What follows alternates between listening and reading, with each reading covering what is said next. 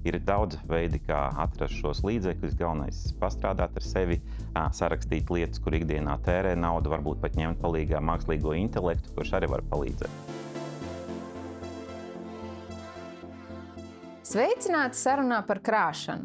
Esmu Ginta Zemgale, Baltijas klientu pieredzes vadītāja bankā Citadele. Krāšana.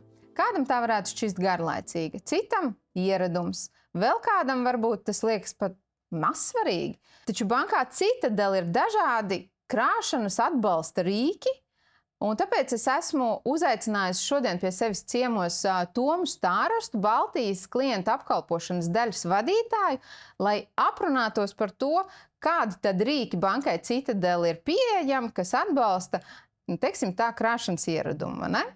Sveika, Ginta. Tom, kādas ir tavas domas par to, kāpēc cilvēkiem varētu šķist, ka krāt ir grūti? Tāpēc, ka tas pamatā ir darbs ar ieradumiem, kas nav viegli, tad ir jāstrādā ļoti ar sevi. Arī skatoties par manu pieredzi, kāda man ir bijusi līdz šim, es diezgan vēl pats uzsācis strādāt ar saviem ieradumiem un joprojām mācos. Tas nav viegls process, un līdz ar to es gribēju arī pateikt, ka tas ir process, kas nekad neapstājās un pie kā ir jāstrādā nepārtraukti.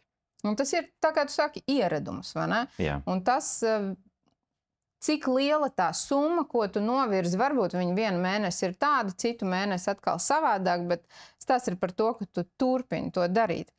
Kā tu domā, vai krāšana ir tikai par naudas atlikšanu?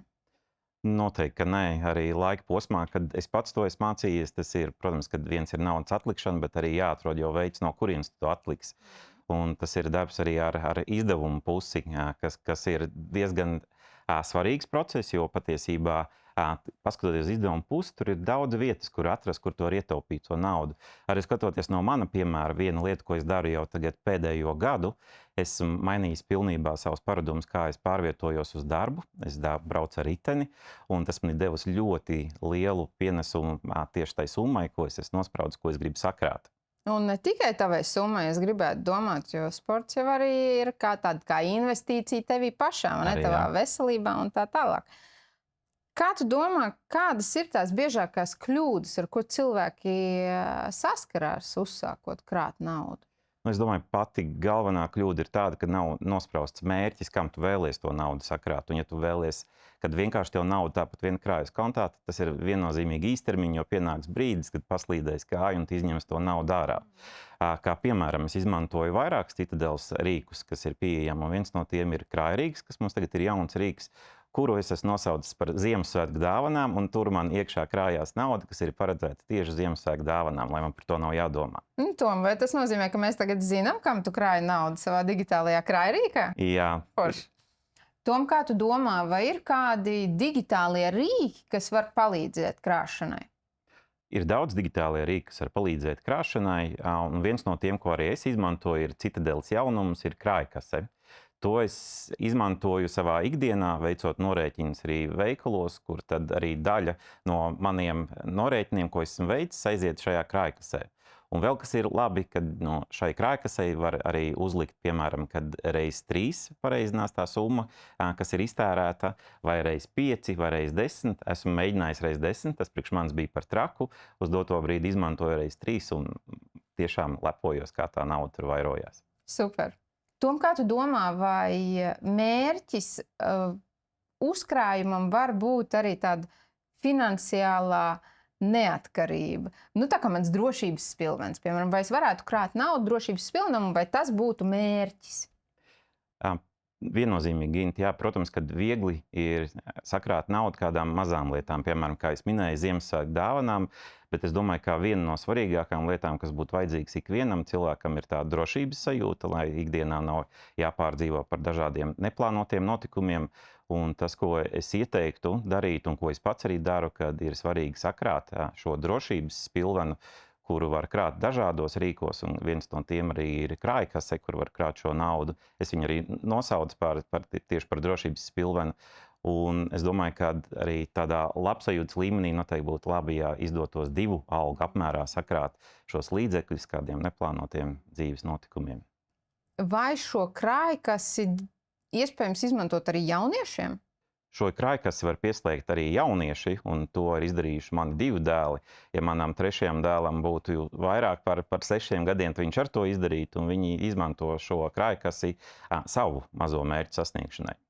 Tom, kādu padomu tu dotu cilvēkam, kurš domā, ka viņam nav pietiekami daudz naudas, lai sāktu krāt?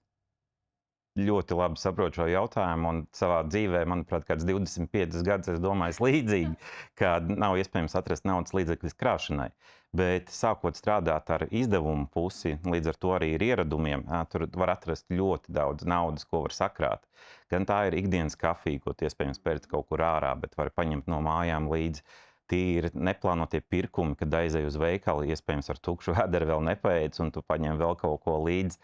Mainot savus paradumus ikdienā, dodoties uz darbu vai kaut kur citur, ir daudz veidi, kā atrast šos līdzekļus. Galvenais ir pastrādāt ar sevi, sarakstīt lietas, kur ikdienā tērē naudu, varbūt pat ņemt palīgā mākslīgo intelektu, kurš arī var palīdzēt. Tu pieminēji šīs pāris lietas, kuras iespējams mēs nepamanām savos izdevumos. Ja? Kožļanīte, kafija, vēl kaut kas.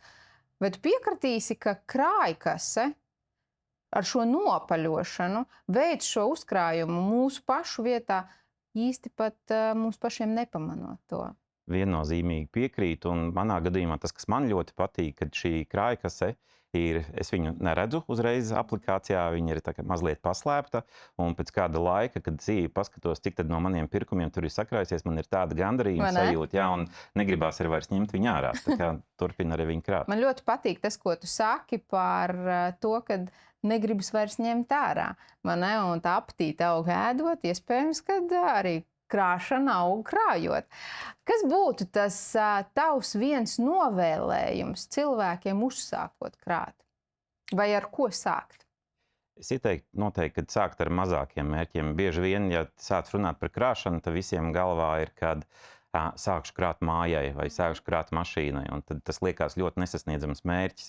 Tāpēc ieteiktu sākt ar mazākām lietām, vai tā ir tiešām Ziemassvētku dāvanas, vai tas ir ceļojums kopā ar ģimeni vai vienam pašam. Un tikai tad, kad sajutīs to pirmo uzvaru, kad tu esi sasniedzis to mazāko mērķi, tad jau vajadzētu domāt par nākamajiem soļiem. Kā tu domā, var sākt arī ar 50 centiem? Viennozīmīgi var sākt ar 50 centiem. Ja tā parēķina, ja tie ir 50 centi dienā, tad gada laikā tas būtu pietiekami laba summa, lai varētu arī sevi apbalvot ar kaut ko labu. Paldies, Tom, par sarunu. Manuprāt, ļoti vērtīgi. Kā Toms teica, krāt mēs varam sākt no 50 centiem. Ja tev ir kāds jautājums vai ideja par to, ko tu vēlētos dzirdēt nākamajās sarunās, raksti komentārā.